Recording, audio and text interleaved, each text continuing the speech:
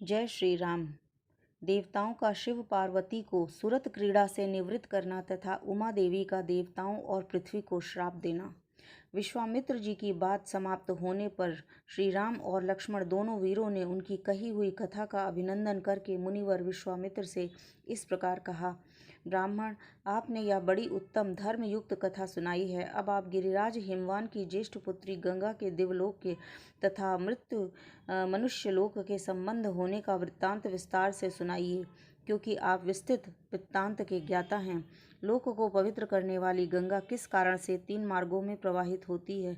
सरिताओं में श्रेष्ठ गंगा के उत्तरपथगा नाम से प्रसिद्धि क्यों हुई? धर्मज्ञ महर्षि, तीनों लोकों में वे अपने 3 धाराओं के द्वारा कौन कौन से कार्य करती हैं? श्री रामचंद्र जी के इस प्रकार पूछने पर तपोधन विश्वामित्र मुनि मंडली के बीच गंगा जी से संबंध रखने वाली सारी बातें पूर्ण रूप से कह सुनाई। श्री राम, पूर्व काल में महातपस्वी भगवान नीलकंठ ने उमा देवी के साथ विवाह करके उनको नववधू के रूप में अपने निकट आई देखकर उनके साथ रति क्रीड़ा आरंभ की। परम बुद्धिमान महान देवता महान नीलकंठ के उमा देवी के साथ क्रीड़ा विहार करते 100 दिव्य वर्ष बीत गए। शत्रुओं को संताप देने वाले श्री राम इतने वर्षों के विहार के बाद भी महादेव जी के उमा देवी के गर्भ से कोई पुत्र नहीं हुआ। यह देखकर ब्रह्मा आदि सभी देवता उन्हें रोकने को उद्यत करने लगे। उन्होंने सोचा, इतने दीर्घ काल के पश्चात यदि रुद्र के तेज से उमा देवी के गर्भ से कोई महान प्राणी प्रकट हो जाए तो कौन उनके तेज लेगा? यह विचार कर सब देवता भगवान शिव के पास जाकर उन्हें प्रणाम करके यूं बोले, इस लोक के हित में तत्पर रहने वाले देव महादेव देवता आपके चरणों में मस्तक झुकाते हैं। इससे प्रसन्न होकर आप इन देवताओं पर कृपा करें। सुरश्रेष्ठ, ये लोक आपके तेज को नहीं धारण कर सकेंगे, अतः आप क्रीड़ा से निवृत्त हो वेद बोधित तपस्या से युक्त होकर उमा देवी के साथ तप कीजिए। तीनों लोकों के हित की कामना से अपने तेज स्वरूप अपने आप में ही धारण कीजिए। वह इन सब लोगों की रक्षा कीजिए, लोगों का विनाश न कर डालिए। देवताओं की इस प्रकार बात सुनकर सर्वलोक महेश्वर शिव ने बहुत अच्छा कहकर उनका अनुरोध स्वीकार कर लिया। फिर उनसे पूछा, देवताओं, उमा सहित मैं अर्थात हम दोनों अपने तेज से ही इस तेज को धारण कर लेंगे।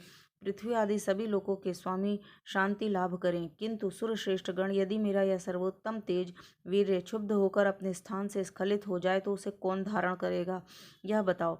उनके ऐसा कहने पर देवताओं ने वृषभध्वज भगवान शिव से कहा, भगवान, आज आपका जो तेज शुद्ध होकर गिरेगा उसे उस पृथ्वी देवी धारण करेंगी। देवताओं का यह कथन सुनकर महाबली देवेश्वर शिव ने अपना तेज छोड़ा, जिससे पर्वत और वनों सहित सारी पृथ्वी व्याप्त हो गई। तब देवताओं ने अग्निदेव से कहा, अग्नि, तुम वायु के सहयोग से भगवान शिव के इस महान तेज को अपने भीतर रख लो। अग्नि से व्याप्त होने पर वह तेज श्वेत पर्वत के रूप में परिणित हो गया। साथ ही वहां दिव्य सरकंडों का वन भी प्रकट हो गया, जो अग्नि एवं सूर्य के समान तेजस्वी प्रतीत होता था। उसी वन में अग्निजनित महातेजस्वी कार्तिकेय का प्रादुर्भाव हुआ। तदंतर ऋषियों सहित देवताओं ने अत्यंत प्रसन्नचित्त होकर देवी उमा और भगवान शिव का बड़े भक्तिभाव से पूजन किया।